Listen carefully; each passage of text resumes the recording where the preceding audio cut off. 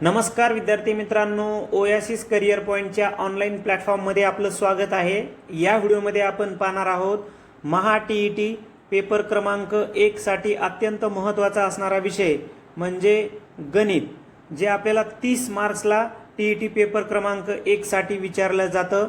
त्या संदर्भाने आपण गणित या विषयाची स्वतंत्र सराव पेपर सिरीज सुरू करत आहोत, ज्यामध्ये सराव प्रश्नपत्रिका क्रमांक 1 जे 30 प्रश्न सेट केले होते मॅथचे, या 30 प्रश्नावर विश्लेषणात्मक चर्चा आपण करणार आहोत।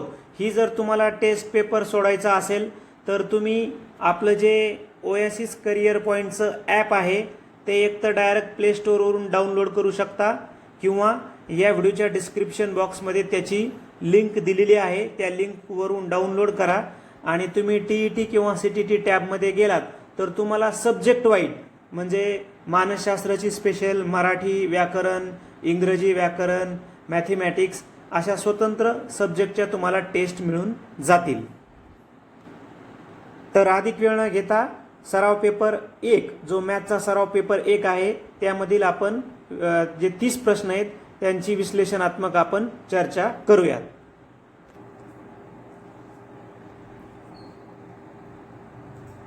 प्रश्न दिलाय आपल्याला, अशी लहानात लहान संख्या शोधा की त्या संख्येला 3, 4 व 5 ने भाग दिल्यास बाकी प्रत्येकी 1 राहते। आता आपल्याला जे पर्याय दिलेत 60, 61, 59 आणि वरील सर्व, अट काय आहे आपली, तुम्ही 3 ने भाग द्या, 4 ने भाग द्या की 5 ने भाग द्या, बाकी काय राहायला पाहिजे 1। चला मग आपण आता पहिला पर्याय घेऊन बघू। दोन्ही पद्धतीने आपल्याला समजून सांगतो, सूत्र पद्धती पण व पर्याय पद्धती पण। बघा, जर आपण 60 घेतलं, 60ला आपण 3 ने भाग दिला तर 3 1 3, 3 दोन्ही भाग गेला 20चा, भाग तर पूर्ण गेला, बाकी उरला काय 1 नाही, म्हणजे पहिला पर्याय तर कटला। जर 3 नेच भाग जात नाही तर 4 ने आणि 5 ने आपली अट पूर्णच होणार नाही, मग पहिला पर्याय कटला तर वरील सर्व पर्याय पण कटला। आता राहिले काय 61 आणि 59। मग आता आपण 61ला भाग देऊ। बघा, 61 भागेला 3 सेम 20, 20 3 60 खाली राहिला 1, म्हणजे हे उत्तर होऊ शकतं। आता 59चं बघूयात। बघा, पहिला पर्याय कट झाला, 61 उत्तर होऊ शकतं, वरील सर्व कट झालाय। आता 59ला भाग देऊ आपण 3 ने। ओके, 3 ने भाग द्यायचा, 3 1 3 आहे, खाली उरले 2, वरून आले 9, 3 9 27 बरोबर।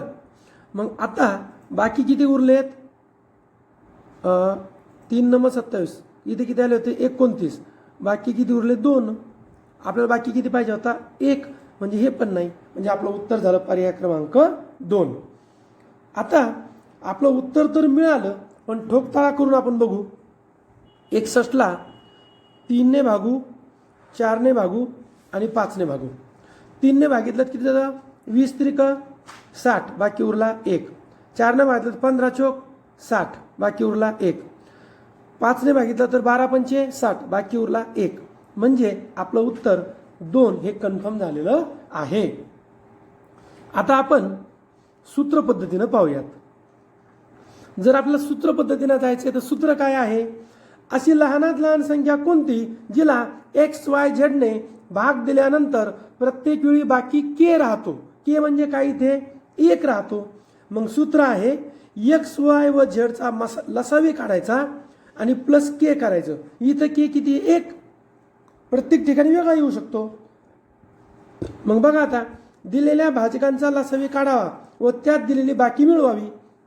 मग पहा, आता 3 4 आणि 5 यांचा लसावी किती आहे, कॉमन फॅक्टर काहीच नाहीये, म्हणजे डायरेक्ट काय 3 गुणिला 4 गुणिला बघा 5 गुणिला 4 गुणिला 3 गुणिला 1 60, त्यामध्ये प्लस के केला म्हणजे इथं 1 केला, प्लस 1 किती झालं 61 मिळालेलं आहे, पर्याय 2। पुढचा प्रश्न आहे आपला, 6 29, 14 51, 33 132, 45 46 आणि 117 व 153 यापैकी सहमूळ संख्यांच्या जोड्या किती। पहिले थीम समजून घ्या, जेणेकरून काय होईल आपल्याला लक्षात येणार आहे।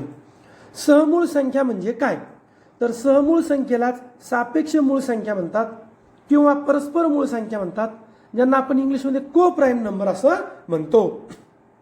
आपण जर एवढी माहिती जर एकदा लिहून घेतली तर आपला 1 मार्क कन्फर्म होणार आहे.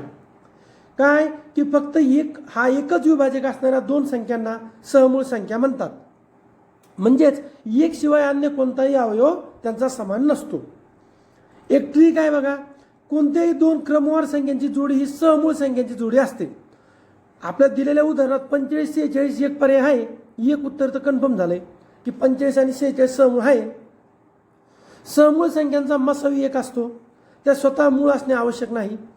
सहमूळ संख्यांचा लसावी त्यांच्या गुणाकारा इतका असतो. मग आता बघा 6 29, 6 आणि 29 बघा 6चे विभाजक 1 2 3 6, 1 आणि 29, 1 सोडून कोणीच कॉमन नाही, म्हणजे हा पर्याय बरोबर. इथे लक्षात बघा 6 व 29 बरोबर झालं. 45 46 तर आपण अगोदरच निवडलंय. आता 14 आणि 51 तर 14चे अवयव 1 2 7 14 आणि 51चे 1 3 17 51, म्हणजे हे पण बरोबर. पुढे 45 46 आपण ऑलरेडी दिलंयच. आता 32 33 व 132 बघा 33ला भाग कितीनं जातोय जर आपण पाहिलं 3 आणि 3 6, 3ची कसोटी वापरून पहा. 3ची कसोटी आपले 3 ना भाग जातो. 3 आणि 2 5 आणि 1 6, याची पण आडवी बेरीज 6 झाली, म्हणजे याला ही 3 ने भाग जातो. बघा 11 त्रिक 33 आणि 44 त्रिक 132, म्हणजे 3 ने भाग जातो, म्हणजे ही जोडी होणार नाही. 117 153, 117ला 3 ने भाग जातो पहा. सगळ्यात सोपं म्हणजे 3ची कसोटी काय असते, दिलेल्या संख्याच्या आडव्या बेरजेला जर 3 ने भाग जातो तर त्या संख्येला 3 ने निशेष भाग जातो. मग 1 7 आणि 1 8 आणि 1 9, 3 ने भाग जातो 5 आणि 3 8 आणि 1 9, 3 ने भाग जातो, म्हणजे या दोघांनाही 3 ने भाग जातो. म्हणजे आता आपलं फायनल उत्तर काय झालं बघा, सहमूळची जोडी ही आहे, ही पण आहे, ही नाही 3 ने भाग जातो, ही आहे, ही पण नाही 3 ने भाग जातो. किती जोड्या झाल्या 3, ऑप्शन नंबर 2. पुढे पाहूयात आपण. प्रश्न आहे आपला, एका वर्तुळाकृती बागेमध्ये असणाऱ्या मैदानाची लांबी 56 मीटर व रुंदी 42 मीटर आहे. जर मैदानाचे 4ही शिरोबिंदू वर्तुळाकृती जागेच्या परिघावर असतील तर संपूर्ण बागेचे क्षेत्रफळ किती चौसिमी असेल. हा फक्त प्रश्न आलाय, ही आकृती आणि ही सगळी माहिती आपल्या सोयीसाठी दिलेली आहे. काय आहे थीम समजून आपल्याला घ्यायची आहे की आपल्याला दिले एक वर्तुळ आहे आणि त्याच्यावरती काय म्हटले ते 4 शिरोबिंदू दिले. मग त्या शिरोबिंदूला आपण नाव दिले PQRS. तर त्यांची लांबी, मैदानाची ही जी लांबी आहे का ही दिली आहे 56 आणि जी रुंदी आहे ही दिली आहे 42. तर आता संपूर्ण जे वर्तुळ आहे याचं क्षेत्रफळ काढायचं आहे. काय करता येईल, चला स्टेप बाय स्टेप आपण समजून घेऊयात. आपल्या सगळ्यांना माहिती आहे आकृतीमध्ये PSR हा काटकोन त्रिकोण तयार झाला. हे 4 बिंदू आपण जोडले ना, मग तर त्रिकोण झाला आणि मध्ये कर्ण दिला तर त्रिकोण झाला PSR, बरोबर. मग आता पायथागोरसचं सूत्र वापरलं की कर्ण वर्ग बरोबर पाया वर्ग प्लस उंची वर्ग. मग आता कर्ण काय झाला PR, पाया काय झाला SR, उंची काय झाली PS. मग त्यानुसार आपलं कर्ण मिळाला 70 आणि त्रिज्या त्याची अर्धी म्हणजे 35. मग जेव्हा आपल्याला त्रिज्या माहित आहे कुठल्याही वर्तुळाची त्रिज्या, तर आपलं सूत्र माहिती आहे वर्तुळाचे क्षेत्रफळ बरोबर पाय R चा वर्ग, म्हणजे आपलं क्षेत्रफळ मिळालं 3850 चौकिमी. पर्याय क्रमांक 2. पुढे पाहूयात आपण.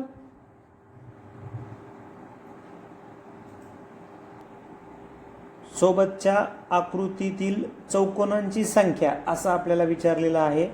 तर बघा आपण जर सरळ मार्गे मोजले 1 2 3 4 भरतात वर आणि 1 2 3 4, मग असे तर आपल्याला 8 आणि 4 आणि 4 8च होऊ लागले. परंतु एक लक्षात घ्या, आता ज्यावेळेस आपण हा एक मोजतो त्यावेळेस हा पण त्याच्यामध्ये असतो, म्हणजे ह्या कंबाईनमध्ये पण होतो, मग ह्या 3च्या कंबाईनमध्ये होतो, मग ह्या 4च्या कंबाईनमध्ये होतो. ठीक आहे, म्हणजे सरळ सरळ याची ट्रिक्स आहे. आपण जर असं घेतलं 1 2 3 आणि 4 आणि यांची जर बेरीज केली तर पहिल्या वरच्या लाईनमध्ये 1 + 2 + 3 + 4 म्हणजे 10 आहेत बघा. यांची जर बेरीज केली तर 10 आहेत आणि सेम खालच्या लाईनमध्ये सुद्धा 1 + 2 + 3 + 4 म्हणजे इथं सुद्धा किती येतं 10 आहेत. म्हणजे असे एकूण किती चौकोन आहेत तर एकूण चौकोन आहेत या आकृतीमध्ये लपलेले 20. ठीक आहे. त्यानंतर म्हणजे पर्याय क्रमांक 2 हे आपल्या प्रश्नाचं इथं उत्तर आहे. त्यानंतर दिलेल्या घनात यस विरुद्ध कोणते चिन्ह येईल म्हणजे या विरुद्ध कोणतं येईल. त्रिकोण तर येणार नाही म्हणजे पर्याय 3 कटला. त्यानंतर प्लस येणार नाही पण प्लस असा पर्यायच नाही. ठीक आहे. मग आता आपल्याला निरीक्षणानं काय उत्तर येत नाही म्हणजे आपल्याला काय करावं लागेल, हा जो घन आहे हा एक तर साध्या सरळ धोपट मार्गाने तो खोलावाच आपल्याला लागणार आहे. म्हणून मग आपण काय करूयात, असे 2 घन निवडूयात आपण. त्याचं एक ट्रिक्स आहे बघा, एक तर निरीक्षणानं काढा नाहीतर असे 2 घन निवडा की त्याच्यामध्ये एक चिन्ह एक संख्या कॉमन आहे किंवा 2 चिन्ह 2 संख्या कॉमन आहे. परंतु आपल्याला 2 वाला फायदाच नाही, आपल्याला इथं यसच्या विरुद्ध काढायचं आहे ना. मग आपण असे निवडू की घन 2 की ज्याच्यामध्ये एक चिन्ह किंवा संख्या कॉमन आहे. समजा आपण हा आणि हा निवडला तर याच्यामध्ये प्लस कॉमन आहे. मग आता प्लस कॉमन आहे तर त्याची एक काही विशिष्ट पद्धत आहे बघा. ठीक आहे.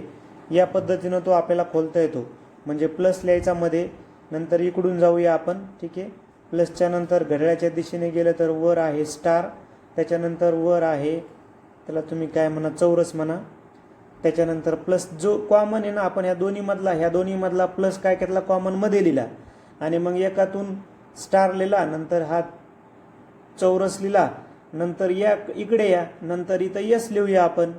ठीक आहे. आणि नंतर त्रिकोण लिहूया. ठीक आहे. बघा आपलं काम झालं.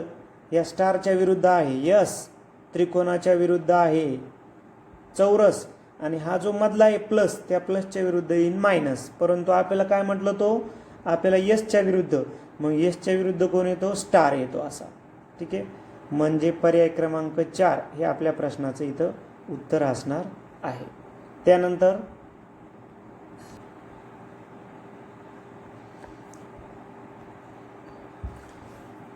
प्रश्न आहे बघा, 15 फूट 20 फूट आणि 25 फूट लांबीच्या दोरीचे मोठ्यात मोठे किती तुकडे बनतील व त्याची लांबी किती असेल. बघा समजून घ्या. आपण इथं DTP डायनॅमिक्सचा उद्देश आहे की जर सांगताना थोडंसं जर गडबड जरी झाली तरी आपल्याला ते इथं व्यवस्थित परत पाहता येईल. बघा एक दोरी आहे जिची लांबी आहे 15 फूट, एक आहे जिची लांबी आहे 20 फूट आणि दुसरी आहे तिची लांबी आहे 25 फूट. आता त्यांचं म्हणणं असं आहे की मोठ्यात मोठा सारखा तुकडा किती होईल. म्हणजे काय मसावी काढायचा. मग पहा बरं, जर 15 फुटाच्या दोरीचे 1 आणि 2 3 तुकडे झाले किती 5 फूट 5 फूट 5 फूट. 20 फुटाचा 1 2 3 बघा 5 फूट 5 फूट 5 फूट 5 फूट.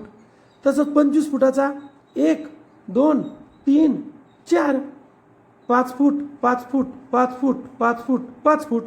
म्हणजे काय तर आपल्या हे अगदी लक्षात येऊन जातं. सोपं आहे की 15 फुटाच्या दोरीचे 5 फुटाचे 3 तुकडे होईल, 20 फुटाचे 4 तुकडे, 25 फुटाचे 5 तुकडे. मोठ्यात मोठा सारखा तुकडा होईल 5 फुटाचा आणि एकूण होतील 3 आणि 4 आणि 5 12 तुकडे होतील. पर्याय 4. खालील आयताची वैशिष्ट्ये आहेत खालीलपैकी. हा आयत परीक्षेत आला नाही, आपल्या सोयीसाठी मी इथे इमेज घेतलेली आहे. परीक्षेत फक्त प्रश्न येणार आहे. समोरासमोरील बाजू समान लांबीच्या असतात. बरोबर आहे. आयताच्या समोरासमोरील बाजू ह्या समान लांबीच्या असतात. पहिलं अ बरोबर. चारही कोण काटकोन असतात. Right, absolutely right. हे तर आयताचं बेसिक वैशिष्ट्य आहे की चारही कोण काटकोन समोरासमोरील बाजू समान. बरोबर आहे. ब कर्ण समान असून जर आपल्याला कर्ण दिला तर तो कर्ण समान असतो. बरोबर आहे. आणि प्रत्येक कोण काटकोन तयार होतो. बरोबर, इथे काटकोन तयार होतात. हे पण बरोबर आहे. समोरासमोरील बाजू एकरूप असतात. बरोबर, समोरासमोरील बाजू सुद्धा एकरूप असतात. म्हणजे योगायोगाने चारही जे वैशिष्ट्ये दिलेत ही काटकोन आयताची आहेत. ऑप्शन नंबर 4 सर्व बरोबर आहे. बघा, समोरासमोरील बाजू समांतर एकरूप असतात, चारही कोण काटकोन असतात, आयत एकरूप असून त्यांचे कोट काटकोन तयार होतात. प्रश्न आहे 93 ही संख्या 93 वेळा घेऊन गुणाकार केल्यास गुणाकार संख्येच्या एकक स्थानी कोणता अंक येईल. आता प्रश्न एकदा पुन्हा व्यवस्थित समजून घ्यायचा आहे आपल्याला की 93 हा जो अंक आहे 93 ही संख्या 93 वेळा घेतली म्हणजे काय करायचं आहे आपल्याला 93 गुणेला 93 गुणेला 93 गुणेला 93 असं किती वेळा करायचं आहे 93 वेळा करायचं आहे. तर असं केल्याच्या नंतर एकक स्थानी काय येईल. चला मग आपण आता सोडून पाहूयात. बघा आपल्याला काय करायचं आहे आता 93 बरोबर आहे.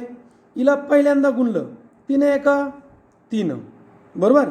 मग आता दुसऱ्यांदा परत गुणलंय 93नीच तर काय होणार 3 त्रिक 9. मग त्या 9ला परत 3 ने गुणायचं आहे 9 त्रिक 27. ओके चला मग असं इथं आपल्याला करून दिलंय 93चे हे बघा 3ला पहिल्यांदा गुणलं 3 1 3. ओके मग आता या 3ने या 3ला गुणलं मग बघा 3 त्रिक 9 बरोबर आहे. आता 9 त्रिक 27 लक्षात. मग 27चं 7 त्रिक 21 मग 3 1 3 म्हणजे काय झालं तुमच्या लक्षात येईल की हे बघा हे पहिल्यांदा दुसऱ्यांदा तिसऱ्यांदा चौथ्यांदा ही एकदा सिरीज कंप्लीट झाली की कधीही 4 वेळेस रिपीट झालं की परत हेच रिपीट होणार. हे बघा परत 3 1 3. मग आता या 3ला परत 3 न गुणलं हे बघा 3 त्रिक 9 9ला परत 3 न गुणलं 27 27ला परत 3 न गुणलं 21 21ला परत 3 न गुणलं 3 1 3. म्हणजे 4 4च्या सिक्वेन्सनी हे रिपीट होत जाणार आहे. म्हणून काय करायचं आहे 93ला 4ने भागायचे. मग आता 93ला 4ने भाग द्या 4 1 4 4 2 8 बाकी राहिला 1 वरून आले 3 4 1 4 4 2 8 4 त्रिक 12 बाकी राहिला 1 बाकी किती राहिला 1 बाकी 1 राहिला म्हणून 1 नंबरचं उत्तर. मग 1 नंबरचं उत्तर किती आहे 3. परत एकदा समजून घ्या बाकी 1 राहिला तर 1 नंबरचा बाकी 2 राहिला तर 2 नंबर बाकी 3 राहिला तर 3 नंबर बाकी 4 राहिला तर 4 नंबर.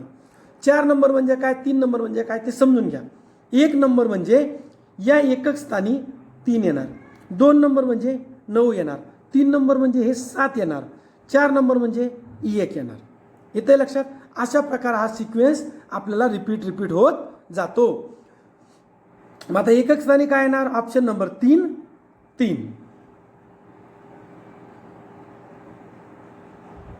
म्हणजे आपल्या लक्षात आलं की आता 93ला जर 93ने 93 वेळा गुणले तर गुणाकाराच्या एकक स्थानी काय येणार 3. जर आपण जो भागाकार केला त्यात जर बाकी 2 राहिले असते तर एकक स्थानी आले असते 9 बाकी 3 राहिले असते तर एकक स्थानी आले असते 7 आणि जर 4 बाकी राहतो म्हणजेच 0 बाकी राहतो तर एकक स्थानी आला असता 1. सोबतच्या वृत्तालेखावरून सोडवायचा आहे प्रश्न. नांदेड शहरातील रहिवाशांनी जानेवारी 2024 या महिन्यात केलेल्या गुंतवणुकीची माहिती वृत्तालेखात आहे. सोन्यामधील गुंतवणूक आता इथं आपल्याला फक्त सोनं दिलंय.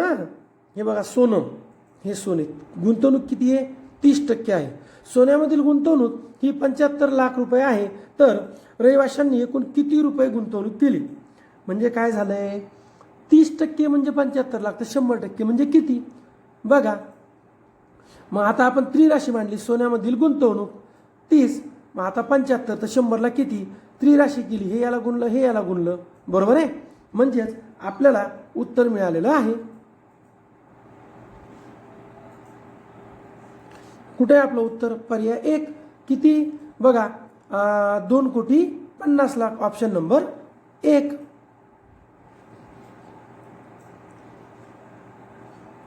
एका लंबकाच्या घड्याळात दर तासाला तासाच्या संख्येप्रमाणे व दर अर्ध्या तासाला 1 याप्रमाणे ठोके पडतात. तर सकाळी 8:15 पासून दुपारी 3:45 पर्यंत घड्याळाचे किती ठोके पडतील.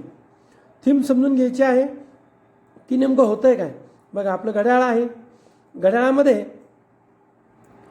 बघा 9 6 3 12 किती वाजलेत 8 वाजलेत बरोबर आहे 7 8 8 वाजून 15 मिनिट ओके, हे 8 वाजले आणि आता 15 मिनिट झाले म्हणजे काटा इथे आला. ठीक आहे. मग आता त्यांचं असं म्हणणं आहे की इथून पुढे काय होणार, दर अर्ध्या तासाला एक टोल पडणार. म्हणजे आता काटा जेव्हा इथं येईल तर इथे पडेल 1 टोल आणि जेव्हा 9 वर येईल तेव्हा पडेल 9 टोल. ओके, काही अडचण नाही. मग बघा, 8:30ला 1 टोल पडला, 9 वाजता 9 टोल पडले, 9:30ला परत 1 पडला, 10ला 10 पडले. असं 9 ते 3 पर्यंत 48 टोल झाले. आणि 8:30, 9:30, 10:30 तर 3:45 ना, म्हणजे 3.5चा पण टोल पडला. तर 48 + 8 किती झाले, 56. पर्याय क्रमांक 2, 56 टोल पडतील. ओके, चला प्रश्न आहे आपला आता. वैशालीचा जन्म 10 सप्टेंबर 1990ला सोमवारी झाला, तर तिचा 5वा वाढदिवस कोणत्या वारी येईल. बघा, 1990ला जन्म झाला, पहिला बड्डे आला 91ला, दुसरा बड्डे 92ला आला, परंतु 92 लीप वर्ष म्हणून 2 दिवस लांबले. तिसरा बड्डे 93ला, नंतर 94ला, नंतर 95ला. पण वार कसे बदलले ते पहा. सोमवार, पहिला बड्डे मंगळवारी, दुसरा बड्डे लीप वर्ष आला म्हणून बुधवार कटून गुरुवार आला, 1 वर्ष लांबलं. नंतर शुक्रवार, शनिवार आणि रविवार. पर्याय क्रमांक 1 आपलं उत्तर होणार आहे. अर्जुन आणि आर्यन यांच्या वयाची बेरीज 11 वर्ष आहे. आणखीन 2 वर्षांनी त्यांच्या वयाची बेरीज किती होईल. अर्जुनचं वय 2 वर्ष वाढलं, आर्यनचं 2 वर्ष वाढलं, 2 आणि 2 झाले 4, 11 आणि 4 15. पर्याय क्रमांक 2. आपल्याला शृंखला पूर्ण करायची आहे. 3, 7, 17, 39, 79, 143. बघा, फरकाचा फरक काढला. 3 आणि 7 मध्ये 4चा फरक आहे, 7 17 मध्ये 10चा, 17 39 22चा, 39 आणि 79 40चा, 79 आणि 143 64चा. मग या दोघांमध्ये 6चा, 12चा, 18चा, 24चा. मग परत 6 6 6 कंटिन्यू. मग 24 आणि 6 झाले 30, 30 आणि 64 झाले 94, 94 आणि 143 झाले 237. 237 आपलं उत्तर होणार आहे. फरकाचा फरक काढला होता.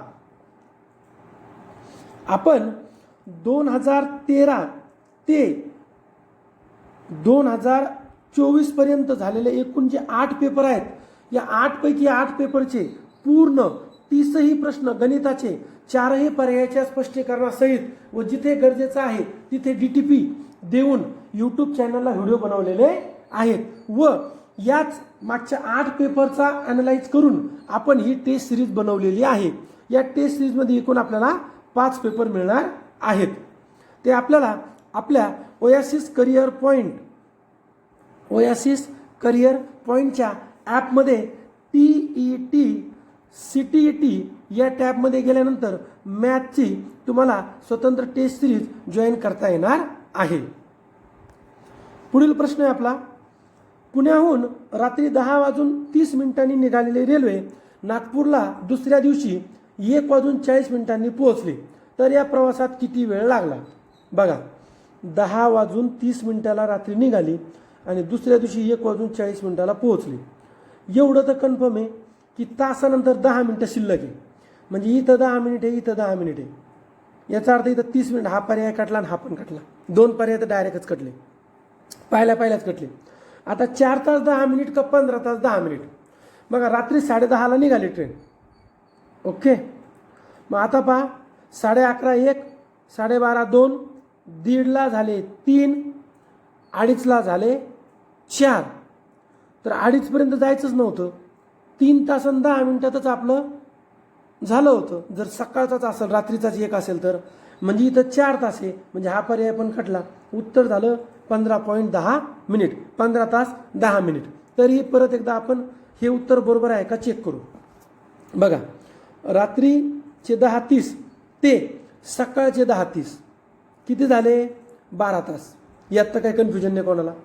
आता बघा, 11:30ला 1 तास, 12:30ला 2 तास, 1:30ला 3 तास आणि वरचे 10 मिनिट. मग आता हे 12 आणि हा 1 13, 14, 15 तास 10 मिनिट. ओके, चला नेक्स्ट क्वेश्चन घेऊयात आपण.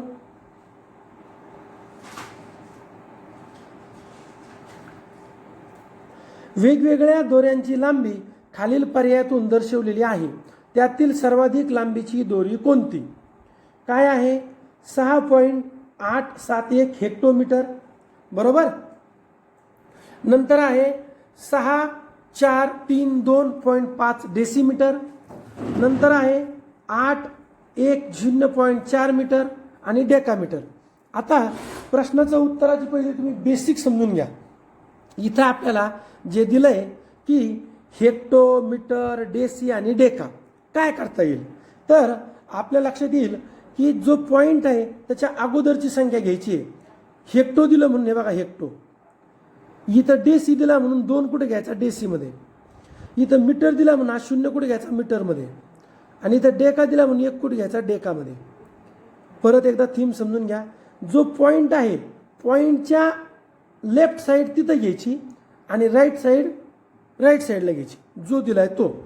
म्हणजे इथं हेक्टो दिलाय म्हणून हेक्टो, इथं पॉइंटच्या अगोदर डेसी दिलाय म्हणून डेसी, इथं मीटर दिलाय म्हणून मीटर, आणि इथं डेका दिलाय म्हणून डेका. मग आपलं आता उत्तर काय आहे, तर आपलं हे लक्षात येऊन जातं की ते म्हणले काय, किंवा सगळ्यात मोठा निवडायचा आहे ना. कुठे आहे बघा, सर्वाधिक लांबीचा. तर बघा हे डेकामध्ये काय काय आहे, 6, 4, 8 आणि 5. सगळ्यात मोठं कोण आहे? 8. मग 8 कुठे आहे? पर्याय क्रमांक 3 मध्ये. झालं उत्तर. पुढे बघूयात.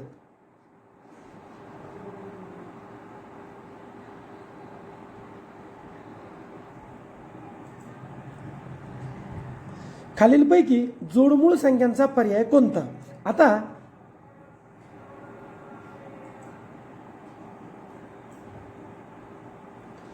जोडमूळ म्हणजे काय, तर जुळ्यामूळ म्हणजे ज्याला आपण ट्विन प्राईम नंबर असं म्हणतो. ज्या 2 क्रमवार मूळ संख्यांमध्ये 2चा फरक आहे त्यांना जोडमूळ संख्या म्हणतात. जोडमूळ संख्या एकटी कधीच नसते. आता आपण काय केलं, 1 ते 200 पर्यंतच्या जोडमूळ संख्यांच्या एकूण 15 जोड्या आहेत, त्या जोड्याच घेतल्या बघा. 3, 5, 5, 7, 11, 13, 17, 19, 29, 31, 41, 43, 59, 61, 71, 73, 101, 103, 107, 109, 137, 139, 149, 151, 179, 181, 191, 193 जे आपलं उत्तर आहे, आणि 197, 199, बरोबर. मग आता बघा यामध्ये एक तर या थोडंसं मेमराईज पण करा, आणि आपल्याला एक गोष्ट अशी लक्षात येईल, समजा हे आता माहीत नाही तर काहीच नाही, जी संख्या मूळ आहे तीच जोडमूळ असणार हे कन्फर्म आहे. मग पहा 117ला 3 ने भाग जातो का? 3ची कसोटी वापरायची. 1, 7 आणि 1, 7 आणि 1, 8 आणि 1, 9, 3 ने भाग जातो. पहिला पर्याय काढला बघा. 1, 7, 1, 3 ने भाग जातो.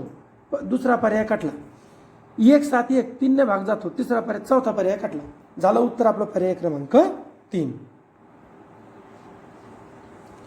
कारची किंमत 4,50,000 रुपये आहे. तिच्या किमतीच्या 80% एवढा विमा केला आहे. अपघातामध्ये कारचे पूर्णपणे नुकसान झाले आणि विमा कंपनीने विम्याच्या 90% रक्कम त्याला प्रदान केली. कारची किंमत आणि प्राप्त झालेली रक्कम यामधील फरक काय आहे? बघा 4,50,000च्या 80% 3,60,000, त्याच्या 90% 3,24,000. दोन्हीची बेरीज करून वजाबाकी केली तर 1,26,000, बरोबर. म्हणजे पर्याय 4 आपलं उत्तर होणार आहे. अगदी सोपा प्रश्न होता, फक्त दिसायला मोठा होता. बेसिक करायचं काय, पहिले 80% काढले, त्या 80% जी रक्कम आली तिचे 90% काढले, दोन्हीची बेरीज केली, मूळ रकमेतून वजा केलं, उत्तर मिळालं 1,26,000. पुढे आहे खुर्ची व टेबल यांच्या किमतीचे गुणोत्तर 3 असतात. टेबलची किंमत 441, गुणोत्तर आहे 7/7. ओके, 7 सकम 42, खाली राहिला 2 वरून आला 1, बरोबर आहे. म्हणजे 7 त्रिका 21, 63 आला गुणोत्तर.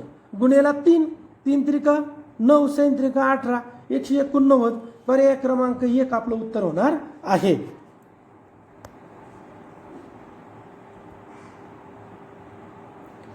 एक ते 70 मधील समसंख्या आणि विषम संख्या यांच्या बेरजेतील फरक किती? बघा 3 पायऱ्या करायच्या आहेत, स्टेप बाय स्टेप जाऊयात. व्यवस्थित DTP करून दिलंय. एकूण नैसर्गिक संख्या सूत्र शेवटची संख्या वजा पहिली संख्या 70 वजा 1 69 प्लस 1 70 त्यातल्या सम 35 विषम 35 बरोबर. मग आता क्रमवार एकूण समसंख्यांची बेरीज किती आली 1260 विषमची किती आली 1225 ते काय म्हणले दुईची वजाबाकी तर उत्तर आलं 35. येतंय लक्षात.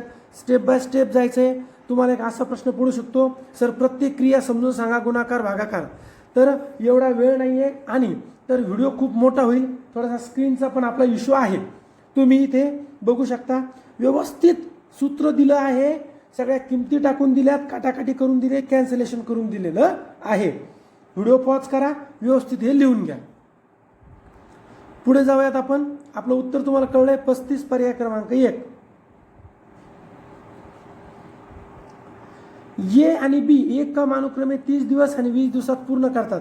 जर त्यांनी 6 दिवस एकत्र काम केले मग ए सोडून गेला तर बी ते काम राहिलं किती दिवसात पूर्ण करेल. बघा एचं काम 1/30 परत बीचं काम 1/20 बघा 20 एक 20 30 एक 30 30 दोन्ही बरोबर आहे 600 असंही करा किंवा तुम्ही असंही करू शकता.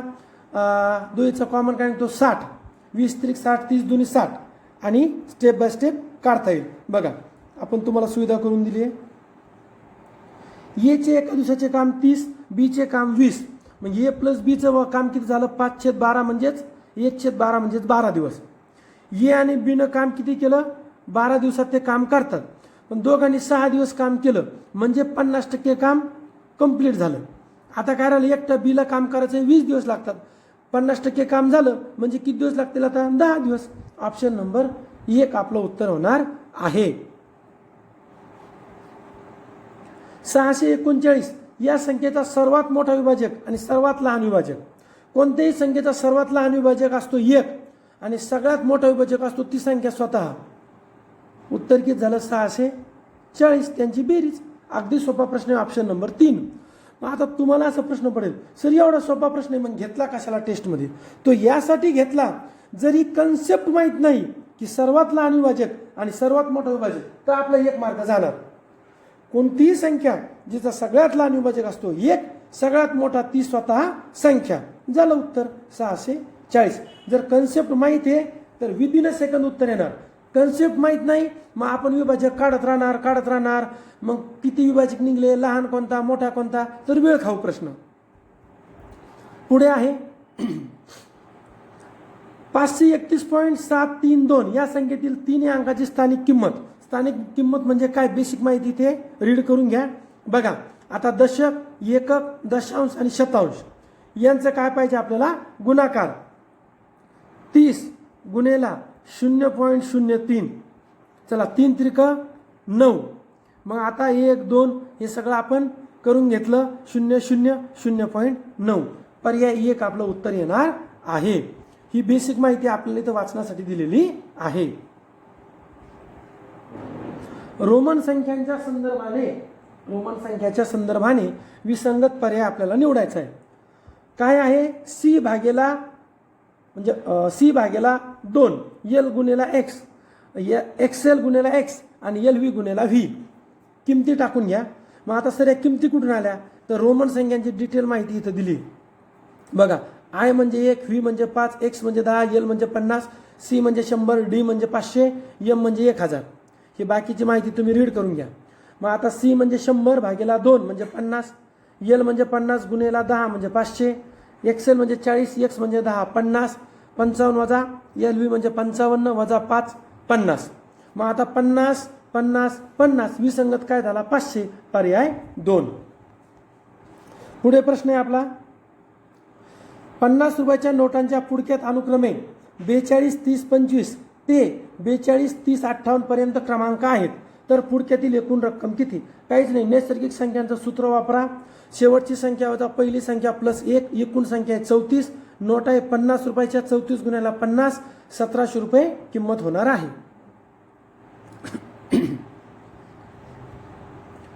5 7 3 4 यातील प्रत्येक अंक एकदाच वापरून तयार होणाऱ्या 4 अंकी संख्या किती. बघा एक संख्या असेल तर एकच संख्या होती.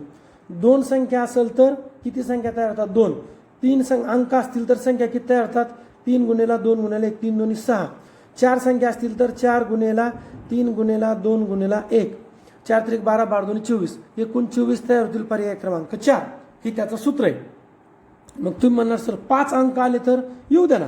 5 गुणेला 4 गुणेला 3 गुणेला 2 गुणेला 1, 5 अंक आलेत किती होईल? 5 चोक 20, 20 त्रिक 60, 60 दोन्ही 120, 120 एक 120, 120 तयार होईल. 6 अंक आले तर 720 तयार होईल. बरोबर, आपलं उत्तर झालं पर्याय 4. मग आता कोणत्या संख्या तयार होईल ते बघा. 5 पासून ह्या संख्या तयार होईल, 4 पासून ह्या तयार होतील, 7 पासून ह्या आणि 3 पासून ह्या. गरज वाटल्यास याचा तुम्ही स्वतः लिहून पाहू शकता. खालीलपैकी योग्य रूपात असणाऱ्या जोड्या कोणत्या? 19.25 बरोबर, 154/8 म्हणजेच 19.25 बरोबर आहे ना. तुम्ही म्हणसान कसं? भाग द्या. 8 1 8. मग आता काय करावं लागलं? आपला भागाकार गुणाकार करून बघावं लागेल ना. ओके, मग आपण बघितलं बघा. 8 1 8, खाली किती राहिले? 7, वरून आले 4. मग आता 8 9 72 पॉईंट, तर उत्तर येतं 19.25 म्हणजे बरोबर आहे. 27.5 आणि पुढे दिलंय आपला 2750 भागिले 100. 0 कटला, हे 0 0 इथं पॉईंट आला. बरोबर. 11.25, 11.25 म्हणजे काय? 11.750 बरोबर आहे. 11.750 आले ना आता. मग आता तुम्ही काय म्हणले? 11.25. तर बघा बरोबर आहे. 11.25 म्हणजेच की 11.75 इथं 0 दिलाय. मग आता चौथा पर्याय म्हणजे आपला अ बरोबर, ब बरोबर, क बरोबर. फक्त काय झालं? अ मध्ये क्रिया करावं लागली, ब मध्ये क्रिया करावं लागली, क मध्ये डायरेक्टच उत्तर आलं. ओके, ड पहा. 20.5/20 बरोबर 45/20. मग आपण करून पाहू. 20 20 20चा वर्ग किती? 400. 400 + 5 405 आणि 20 ला 20 आणि पुढं आलं 45/20. नाही ना, हे 405 झालं म्हणजे ड चुकलंय. ड मध्ये आपण क्रिया करून पाहिली. कशी केली हे आपल्या सगळ्यांना माहिती आहे ना. 20 पूर्णांकात आहे, वरती 5 आहे, छेदात 20 आहे. तर याला आपण व्यावहारिक अपूर्णांकात कसं करू? 20 गुणिले 20 400, 400 + 5 405 छेदात 20. हा काय होता? पूर्णांकयुक्त अपूर्णांक. हा झाला व्यावहारिक अपूर्णांक. 405/20 म्हणजे हे चुकलं, म्हणजेच अ ब क बरोबर पर्याय 3. राम काय दिलं आपल्याला? राम हा आपला पगाराच्या 2/3 रक्कम घर खर्चासाठी व पगाराच्या 1/4 रक्कम मुलाच्या शिक्षणावर खर्च करतो. त्यानंतर त्याच्याकडे 2500 रुपये उरतात. तर त्याचा पगार किती? स्टेप बाय स्टेप मांडणी करा. एकूण पगार x, घर खर्चासाठी 2/1/3, शिक्षणावर 1/4, उर्वरित 2500. x बरोबर मांडणी केली. मग आता इथे छेदात काय नाही म्हणून छेदात 1, छेद समान करून घेतले. 4 त्रिक 12 आणि मग आपलं उत्तर मिळालं 30,000. पर्याय क्रमांक 3. प्रश्न आहे बघा 28 नंबरचा. कंसामध्ये 0.75 भाग्याला 12/16 कंस पूर्ण प्लस कंसामध्ये 30/5 भाग्याला 15/5 कंस पूर्ण बरोबर किती? आता काय करायचं आहे? आपल्याला बॉडमास आहे पण दशांश अपूर्णांक आणि व्यावहारिक अपूर्णांक यांचं. मग चला स्टेप बाय स्टेप सोडू. बघा 0.75 जशीच्या तशी पहिली पायरी ॲज इट इज लिहून घेतली. नंतर काय केलं? 16 आणि 12 याला जर आपण काटाकाटी केली तर 4 त्रिक आणि 4 चोक 3/4, 3/4 म्हणजे 0.75. मग 0.75 0.75 किती होतो? 1. आता 5 1 5, 5 सक 30, 5 1 5, 5 त्रिक 15, 6 भाग्याला 3, 3 1 3, 3 दोन्ही 6, 1 + 2 बरोबर 3. पर्याय क्रमांक 2 आपलं उत्तर होणार आहे. आता पुढील प्रश्न आहे प्रश्न क्रमांक 29. यामध्ये आपल्याला दिलंय कंसामध्ये 6.4 गुणिले 1.6 वजा 3.5 गुणिले 1.6 वजा 6.4 गुणिले 3.5 प्लस 6.4 गुणिले 6.4. दशांश अपूर्णांकाचं आपल्याला काय दिलंय? बॉडमास करायचं आहे. मग आता काय करायचं? पहिले सगळं कंस सोडून घ्या आणि नंतर चिन्हांचा विचार करू. मग आता 6.4 गुणिले 1.16 याचं आलं 10.4, 3.5 गुणिले 1.6 याचं आलं 5.6, 6.4 गुणिले 3.5 याचं आलं 22.4, 64 त्यात 6.4 आलं 40.96. मग अंश आणि छेद सगळे गुणाकार करून घेतले, नंतर चिन्हांचा विचार केला व उत्तर आलं. अंश आला 23.2, छेद आला 23.2, 1 न काटाकाटी झाली, उत्तर आलं 1, पर्याय क्रमांक 4.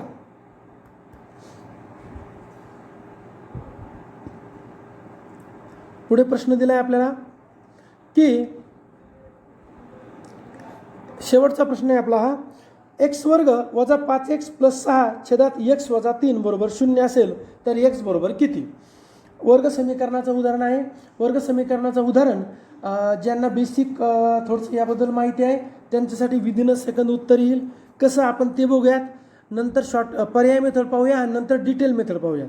बघा हे आपल्या सर्वांना ज्यांना बेसिक माहिती आहे त्यांना हे माहीत आहे की 5x प्लस 6 की x वर्ग वजा 5x प्लस 6 या 6चे असे दोन अवयव शोधायचे की ज्यांची बेरीज 5 आली पाहिजे आणि गुणाकार 6. 3 दोन्ही 6, 3 आणि 2 5. मग पहा x वजा 3, ओके, आणि दुसऱ्या याच्यामध्ये x वजा 2, x वजा 3 आणि x वजा 2. बघा 3 दोन्ही 6, ओके, आणि 3 आणि 2 5. म्हणजे याची इथं फोड झालेली आहे. मग आता ती फोड आपण याच्यामध्ये लिहूयात. बघा हे जे वरचं होतं x वर्ग वजा 5x प्लस 6ची फोड काय झाली होती, x वजा 3 एका कंसात, दुसऱ्या कंसामध्ये x वजा 2, दोन्ही कंसांच्या मध्ये गुणाकाराचं चिन्ह, कारण त्याचा याचा अर्थ एकच आहे. जसं बघा करून दाखवतो, x गुणिले x x वर्ग, ओके. मग बघा हा झाला 3x, नंतर 2x आणि 3 दोन्ही 6, ओके. म्हणजे हा जो व्हॅल्यू आहे आणि हा व्हॅल्यू सारखा आहे. आता आपण काय केलं होतं, x वजा 3 गुणिला x वजा 2 छेदात x वजा 3 बरोबर 0, ओके. मग आता आपल्याला माहीत आहे की जर अंशात आणि छेदात गुणाकार असेल तर कॅन्सलेशन होतं. मग x वजा 3 x वजा 3 कटलं, खाली करायला x वजा 2, मग x वजा 2 बरोबर 0. मग x बरोबर 2, ऋणचिन्ह निघून गेलं, उत्तर काय आलं x बरोबर 2, पर्याय क्रमांक 1. येते लक्षात. तुम्ही या पद्धतीनं सोडू शकता, पण यासाठी बेसिक माहिती पाहिजे. आता समजा ज्यांच्याकडे वर्ग समीकरणाची बेसिक माहिती नाही तरीही आपण पर्याय पद्धतीनं जाऊ शकतो. कसं ते बघा, सरळ सरळ चारही पर्यायाच्या किमती टाकून पहा. आपण 2ची किंमत टाकली, x वर्ग म्हणजे 2चा वर्ग, बे दोन्ही 4 वजा x म्हणजे गुणाकारात 5 दोन्ही 10 प्लस 6 छेदात 2 वजा 3. सोडवा, 10 मधून 4 गेले, किती आलं, वजा 6, वजा 6 आणि प्लस 6 कटलं, 0 आलं. जेव्हा अंशात 0 येतं तेव्हा छेदात बघा काय आलं, अंशात आलं 0, छेदात काय आलं वजा 1. मग आता याचं उत्तर असतं अंशात 0 आणि छेदात वजा 1, तर याचं उत्तर येतं 0 आणि समोरची बाजू काय आहे 0, म्हणजे आपला पहिलाच पर्याय बरोबर आहे. जर आपण ऋण किंमत टाकली तर उत्तर बरोबर येत नाही. 3 जर किंमत टाकली तर इन्फिनिटी होतं. मग आपण 3 किंमत टाकून बघू, ऋण 2 उत्तर चुकतं, ऋण 4 उत्तर चुकतं, 2 उत्तर बरोबर येतं.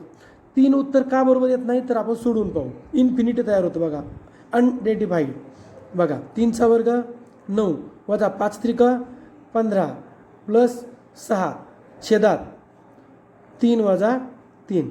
मग अंश जर सोडवला तर वजा 6 प्लस 6 किती आलं 0 आणि 3 वजा 3 0. कधीही जर छेदात 0 आला तर या समीकरणाचं उत्तर कधीच निघत नाही.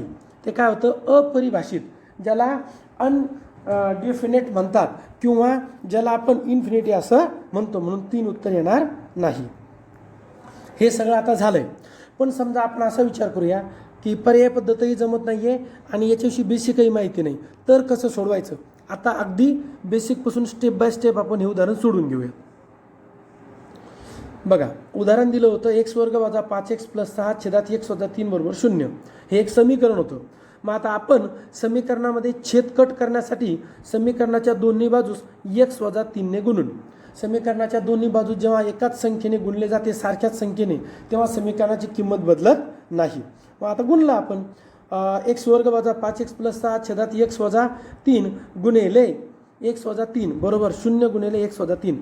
आता 0 गुणिले x वजा 3 म्हणजे याची व्हॅल्यू आली 0. काही शून्याला कोणत्याही संख्येनं गुणलं कशाने गुणलं तर उत्तर शून्य येतं. मग आता हा 1 वजा 3 आणि हा गुन्हेलाच होता, हे दोन्ही कटले. मग आता उत्तर खाली काय राहिलं, x वर्ग वजा 5x प्लस 6 बरोबर 0. आता आपल्याला 6चे 2 असे अवयव शोधायचे की ज्यांचा गुणाकार 6 व बेरीज 5 येईल. मग आपण आधी पाहिलं होतं 3 2 6 आणि 3 आणि 2 5. मग बघा x वर्ग वजा 2x वजा 3x प्लस 6. तुम्ही म्हणणार बेरीज 5 यायची होती, मग येते ना 2 आणि 3 5, पण ऋण ऋण धन. पण इथं काय झालं, चिन्ह येणार ऋणचं आणि 6 3 2 6. ओके, तयार झालं. आता काय करायचं, यातून कॉमन फॅक्टर बाहेर काढू. बघा x वर्गमधून x काढला आणि हा 2xच्या पुढचा x इथे आला, हा झाला कॉमन. आणि कंसात काय राहिलं, ह्या x मधला एक x राहिला आणि वजा 2. यामध्ये एक कॉमन काढला, 3 कॉमन काढला, खाली काय राहिलं x आणि 6 मधून 3 गेला, म्हणजेच काय 3 2 6, खाली राहिले 2. बरोबर. मग आता जर आपण हे सोडून पाहायचा प्रयत्न केला तर आपल्याला लक्षात येईल, हे बघा x चा वर्ग, x 2x, 3x 3x आणि 3 2 6. म्हणजे आपलं उत्तर इथपर्यंत आपल्या सगळ्या पायऱ्या बरोबर आहेत. आता बघा, तर आता काय करायचं आहे, जो कंसाच्या बाहेर तो घ्यायचा आहे x वजा 3 आणि जो कंसात आहे दोघांपैकी एक घ्यायचा आहे x वजा 2 बरोबर 0. आता तुमच्या लक्षात आलं असेल, मी अगोदर जी पायरी सांगितली होती की x वजा 3 आणि x वजा 2 हे याचे आपण डिवाइड केले होते, याची आणि याची व्हॅल्यू सारखीच आहे. मग आता x वजा 3 बरोबर 0, x वजा 2 बरोबर 0, मग x बरोबर 3 आणि x बरोबर 2. मग आता तुम्हाला असा प्रश्न पडेल, सर 2 उत्तरं होतील का? तर काही वर्ग समीकरणामध्ये 2 उत्तरं येऊ शकतात, परंतु इथे येत नाही. का नाही येत? कारण जर आपण x ची किंमत 3 घेतली तर ते उत्तर अपरिभाषित किंवा अनडेफिनाईड होतं, ज्याला आपण इन्फिनिटी असंही म्हणतो. आपण त्या अगोदर बघितलं आहे की त्याचं उत्तर जेव्हा छेदात 0 येतं तेव्हा ते उत्तर निघत नाही. म्हणून 3 येणार नाही, तर आपलं उत्तर येणार पर्याय 2. आणि मी अगोदर तुम्हाला पर्याय 2 किंमत घेऊन उत्तर काढून दाखवलेलं आहे. म्हणजे डावी बाजू आणि उजवी बाजू आपल्याला सारखी करायची होती. हवं तर तुम्ही काय करा, एकदा व्यवस्थित हे लिहून घ्या, जेणेकरून तुम्हाला हे फायद्याचं होणार आहे. इथे व्हिडिओ पॉज करून घ्या आणि व्यवस्थित जसं दिलंय तसं स्टेप बाय स्टेप लिहून घ्या. वर्ग समीकरण जर आपल्याला परफेक्ट आलं तर 1 मार्क निश्चित होणार आहे. चला बघा, अशा प्रकारे आपण पूर्ण 30 प्रश्नांचे 30 सराव प्रश्न डिटेलमध्ये पाहिलेत. तुम्ही ही सराव टेस्ट आपल्या ओएसिस करिअर पॉईंटच्या ॲपमध्ये सोडवू शकता. ॲप तुम्ही प्ले स्टोअरवरूनही डायरेक्ट डाउनलोड करू शकता. प्ले स्टोअरमध्ये ओएसिस करिअर पॉईंट सर्च करा, इन्स्टॉल करा, तुमचं नाव, ईमेल ID त्यामध्ये एंटर करा व TET किंवा CTET या फोल्डरमध्ये जाऊन तुम्ही गणिताचे सराव पेपर जॉईन करू शकता. किंवा या व्हिडिओच्या डिस्क्रिप्शन बॉक्समध्ये लिंक दिली आहे, तुम्हाला त्या लिंकद्वारे सुद्धा व्हिडिओ ॲप आपलं डाउनलोड करून घेता येणार आहे. आपले जे इतर प्लॅटफॉर्म आहेत त्यांनाही तुम्ही कनेक्ट होऊ शकता. यूट्यूब असेल, टेलिग्राम असेल, व्हॉट्सअप चॅनल आहे, फेसबुक पेज आहे आणि इन्स्टालासुद्धा आपलं अकाउंट आहे. आपल्या ओएसिस करिअर पॉईंटच्या यूट्यूब चॅनलमध्ये TET CTETच्या प्लेलिस्टमध्ये तुम्हाला जवळपास TETसाठी 300+ व्हिडिओ उपलब्ध करून देण्यात आलेले आहे. त्याचबरोबर 2013 ते 2024 मॅथचे पूर्णच्या पूर्ण 8ही पेपर डिटेलमध्ये समजून सांगितलेले आहेत. व्हिडिओ आवडल्यास लाईक करा, आपल्या मित्रांना शेअर करा. धन्यवाद.